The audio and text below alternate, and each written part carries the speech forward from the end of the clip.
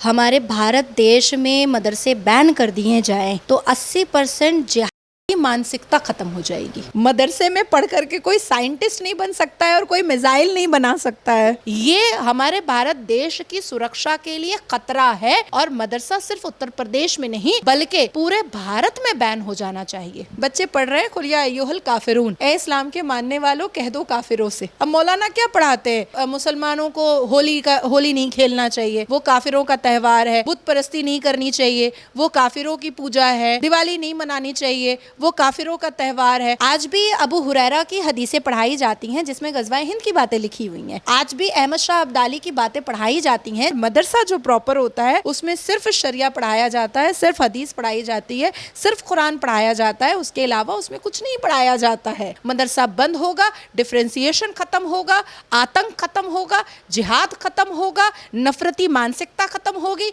पाकिस्तानी मानसिकता को रोक लगेगा। नमस्ते, मैं हूं शुभम और आपने देखना शुरू कर दिया है वो। उत्तर प्रदेश के मदरसा बोर्ड में एक नया संशोधन हुआ है। संशोधन ये हुआ है, मतलब अब मदरसे में सिर्फ 12वीं तक पढ़ाई होगी, यानी मदरसे से अब जो है छात्र पोस्ट ग्रेजुएशन और ग्रेजुएशन नहीं कर सकेंगे। इस मुद्दे पे बातचीत करने का मतलब नाज़िया मैम मौजूद है। नाज़िया मैम, जिस तरीके से मदरसे में जो संशोधन हुआ है और संशोधन होने के बाद उत्तर प्रदेश के उप मुख्यमंत्री केशव प्रसाद मौर्य ने कहा है कि मदरसे से सिर्फ आतंकवाद पैदा होता है, आप उससे एग्री करती हैं कहीं ना कहीं? सबसे पहले तो वंदे मातरम, जय मां काली। बिल्कुल बिल्कुल मैं पूरा समर्थन करती हूँ। केशव प्रसाद मौर्य जी ने जो बयान दिया है, बिल्कुल महत्वपूर्ण जवाब उन्होंने बयान दिया है। आज अगर हमारे भारत देश में मदरसे बैन कर दिए जाएं तो 80% जिहादी मानसिकता खत्म हो जाएगी। 20% जो स्लीपर सेल घुस करके आते हैं और आईएसआई और जैशे मोहम्मद और लश्कर तैयबा के जो एजेंट आते हैं, उनको तो हम आराम से पकड़ लेंगे। दुर्भाग्य और विडंबना ये होती है जब हमें ये पता चलता है कि जैशे मोहम्मद का स्लीपर सेल कौन है, हमारे भारत का मुसलमान है, तो बहुत बुरा फील होता है। आईएसआई का एजेंट कौन है, तो भारत का मुसलमान है। तो ये इससे हमें बड़ी तकलीफ होती है और चार्जेस जो कानून के हैं वो वही लगते हैं। तो बिल्कुल सही कहा है। और जिस हिसाब से रेडिकल बातें जो बच्चों के दिमाग में जो डाला जाता है, ये भी कहीं ना कहीं क्राइम का एक जरिया बनता है। अब देखिए 11 शादियां मदने की, तो मुसलमान भी हम तो 4 शादी करेंगे, हम तो 4 शादी करेंगे। साहब ने अपने गोद लिए हुए बेटे हज़रत ज़ैद की बीवी से शादी कर लिया, बहू से, तो अब मुसलमान हाँ हो सकता है। तो ये सारी चीज़ें जो है ये हमारी युवा पीढ़ी जो मुसलमान कम्युनिटी की है उसके दिमाग को ख़राब करती है। दूसरी कि जो लूट कन्वर्शन, ये सारी चीज़ें जो कुरान में लिखी हुई हैं, इसकी वजह से भी देश का ताना बाना बिगड़ता है। हमारे यहाँ धर्मो रक्षते रक्षता है। हमारे भारत का की जो संस्कृति है वो वासुदेव कुटुंबकम है, ना कि कन्वर्शन है, ना कि जिहाद है। तो हमें हमारे वासुदेव कुटुंबकम और धर्मो रक्षते रक्षता के हिसाब से ही हमें चलना चाहिए। देखिए, जब मदरसे की बात करते हैं, मैं कल मुस्लिम समाज से भी बात करते, कह रहे सरकार जो है तानाशाही कर रही है। पहले मदरसे तोड़ रही थी, मदरसे से पढ़ाई भी ख़त्म कर रही है। मदरसे में एक्चुअली में जो नॉर्मल लोग हैं, होता क्या है, जैसे आपके गुरुकुल है, तमाम शिक्षण संस्थान है, वहाँ आदमी जा सकता है, रह सकता है, बैठ सकता है, पढ़ सकता है। मदरसे में क्या सिखाया जाता है एक्चुअल में? सबसे पहले तो मैं करेक्शन ये कर दूँ आपको कि मदरसे में दीनी तालीम जो होती है उसमें कोई माध्यमिक, बोर्ड या हायर सेकेंडरी या ग्रेजुएशन नहीं होता है।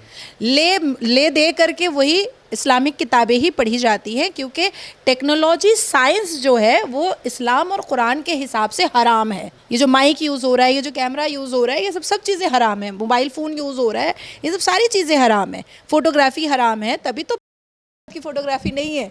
और अगर कोई स्केच कर देता है तो ब्लास्फेमी का आरोप उसके ऊपर लगा दिया जाता है। दूसरी बात है कि मदरसे में जैसे दारुल उलूम देवबंद है, आज भी अबू हुरैरा की हदीसें पढ़ाई जाती हैं जिसमें गज़वाए हिंद की बातें लिखी हुई हैं। आज भी अहमद शाह अब्दाली की बातें पढ़ाई जाती हैं, जो अहमद शाह अब्दाली ने 7 बार हमारे भारत देश को लूट पीट किया था, मराठा फौज को ख़त्म करने का काम किया था, गज़वाए हिंद करके हमारे भारत देश को लूटने का काम किया था, सोना जेवर प्रॉपर्टी जवाहरात लूट करके अपने आप को मजबूत करने का काम किया था। और अहमद शाह अब्दाली की मानसिकता को दर्शाता कौन है आज तक, तो दारुल उलूम देवबंद दर्शाता है। तीसरी बात आती है कि मदरसे में जिस हिसाब से काफिरों के खिलाफ पढ़ाई करवाई जाती है, जिस हिसाब से बाकी धर्मों को डिफेम और मलाइन किया जाता है, जिस हिसाब से रेडिकल मानसिकता को बढ़ावा दिया जाता है, जिस हिसाब से इस्लामिक कट्टरता को बढ़ावा दिया जाता है, ये हमारे भारत देश की सुरक्षा के लिए खतरा है और मदरसा सिर्फ उत्तर प्रदेश में नहीं बल्कि पूरे भारत में बैन हो जाना चाहिए। जब हम मदरसे की बात करते हो तमाम लोग ये भी कहते हैं कि जो अच्छे लोग हैं जैसे एपीजे अब्दुल कलाम साहब रहे वो भी मदरसे से पास आउट थे और तमाम वो तो मुझे लोग बता रहे हैं ये वाली बात। नहीं नहीं नहीं, देखिए एक साइंटिस्ट जो होता है वो हर हाल में एकेडमिक क्वालिफिकेशन से बनता है। मदरसे में पढ़ करके कोई साइंटिस्ट नहीं बन सकता है और कोई मिसाइल नहीं बना सकता है। कह रहे हैं कि शुरुआती शिक्षा तो उनकी मदरसे में हुई है। नहीं नहीं, किसने बोला है? कौन बेवकूफ़ ये सब बातें बोला है? कौन बोला है? देखिए, शुरुआती शिक्षा तो मेरी भी उर्दू स्कूल में हुई है, लेकिन जो उर्दू स्कूल था उसमें तो साइंस भी था, ज्योग्राफी भी था, मैथ भी था, सारे सब्जेक्ट्स थे। तो उर्दू स्कूल एक अलग सी चीज़ होती है और मदरसा जो प्रॉपर होता है उसमें सिर्फ शरिया पढ़ाया जाता है, सिर्फ हदीस पढ़ाई जाती है, सिर्फ कुरान पढ़ाया जाता है, उसके अलावा उसमें कुछ नहीं पढ़ाया जाता है। तो ये जो भी प्रोपेगेंडा बना रहा है वो झूठ बना रहा है।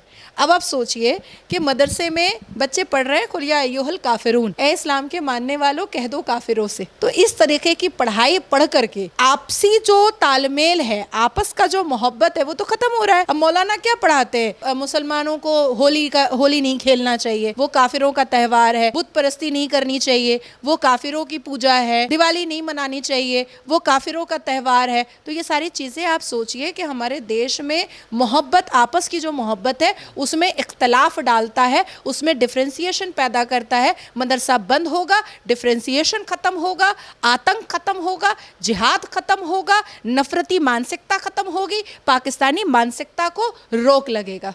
अब देखिए, अच्छे अच्छे बिल पास करने में तो सरकार को एक वक्त लग जाता है, क्योंकि हमारे जो बाबर के मुरीद वाला जो पार्टी है, थप्पड़ दिखाने वाला जो पार्टी है, वो तो हर अच्छी चीज़ों में रुकावट पैदा कर देता है।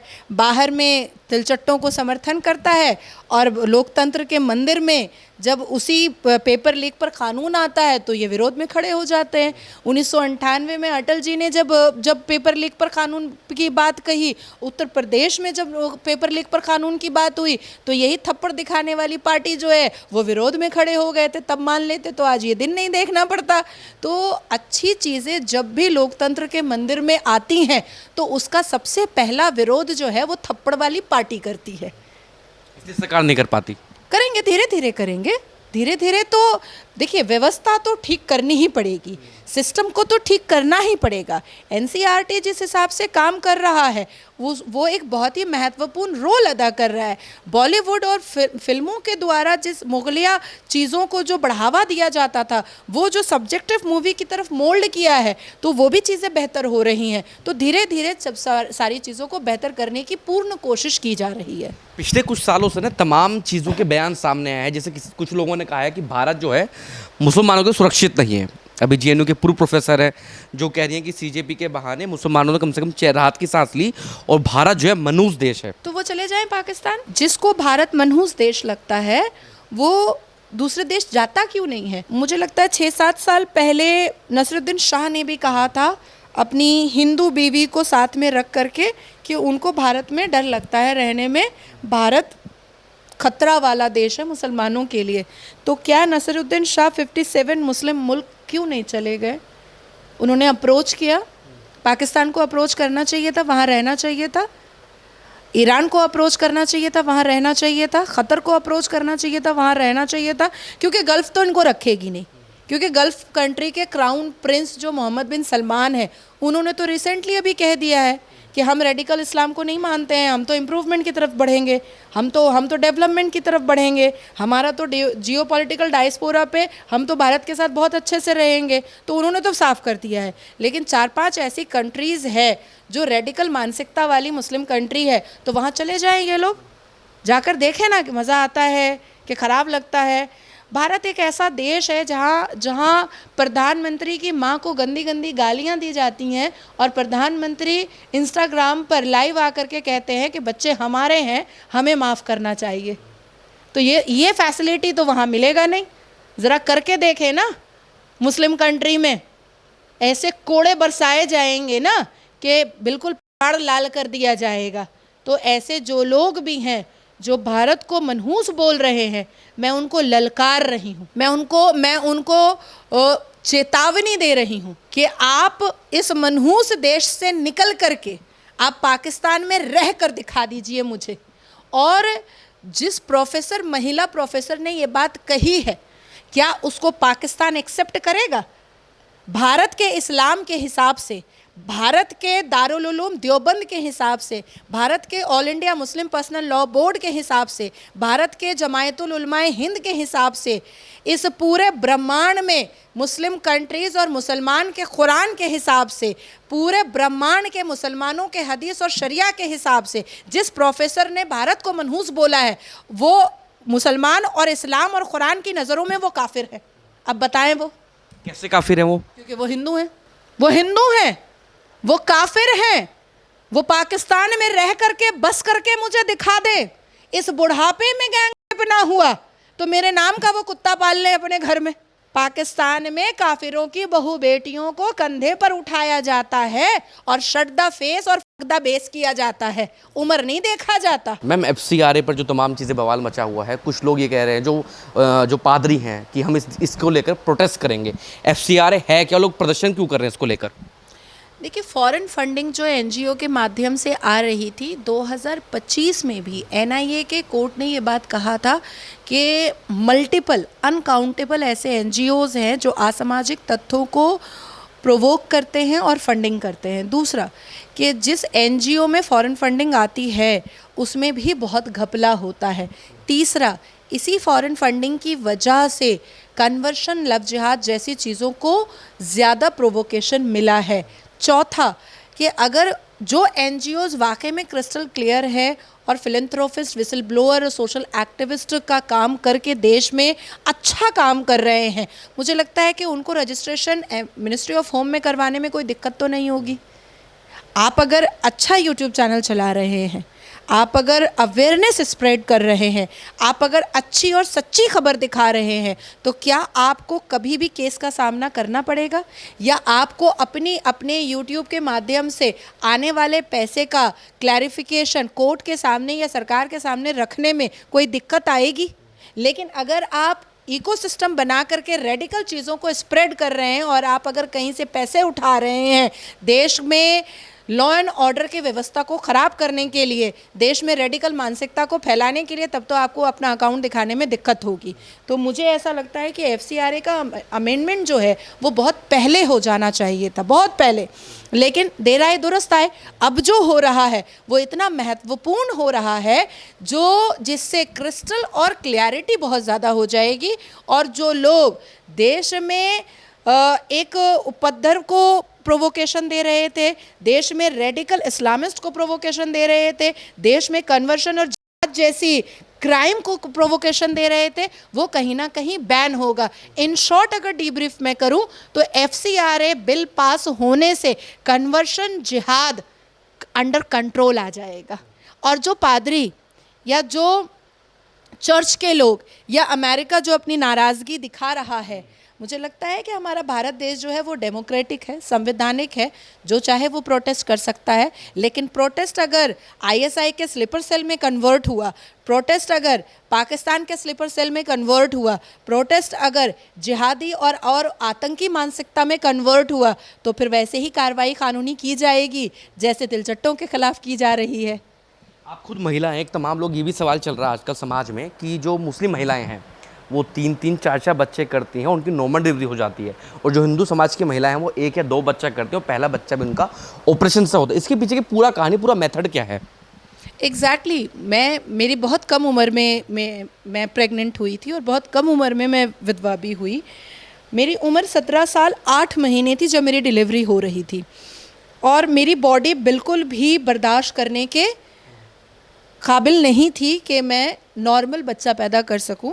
लेकिन पश्चिम बंगाल में ममता की सरकार उस वक्त थी और मातृ मंगल में मुझे मेरा बेटा जन्म हो रहा था, और मेरे पेरेंट्स जो हैं वो खड़े होकर कह रहे थे कि ऑपरेशन कर दो, पर डॉक्टर्स और वहाँ के जो सिस्टम थे, पूरे के पूरे एडमिनिस्ट्रेटिव सिस्टम, वो कह रहे थे कि नहीं, हम तो नॉर्मल ही करवाएंगे। जब बिल्कुल सांसें मेरी उल्टी चलने लगी तब जा कर के मुझे सीज़र करके मेरा बच्चा पैदा करवाया गया। तो इसमें मैंने भी कई बार आवाज़ उठाया है कि जब भी कई ऐसे हॉस्पिटल्स हैं जब मुसलमान नाम लिखा जाता है पेशेंट का डिलीवरी के वक्त में, तो नॉर्मल बच्चे पर ज़्यादा फोकस किया जाता है, और हिंदू नाम लिखा जाता है डिलीवरी के वक्त में पेशेंट का, तो सीज़र पर ज़्यादा फोकस किया जाता है। ये मैंने भी नोटिस किया है। और मुझे ऐसा लगता है कि हमारे देश की जो सरकार है और जो हेल्थ कैबिनेट मिनिस्टर है, उनको ऐसे रेडिकल माइंडसेट वाले कठोर डॉक्टरों की स्कूटनी करने की ज़रूरत है। और अगर कोई अदर रिलीजन से भी ऐसे रेडिकल माइंडसेट वाले डॉक्टर हैं जो अलग अलग ऑर्गेनाइजेशन से पैसा लेकर के इन चीज़ों को कर रहे हैं, उनकी भी स्कूटनी करने की ज़रूरत है।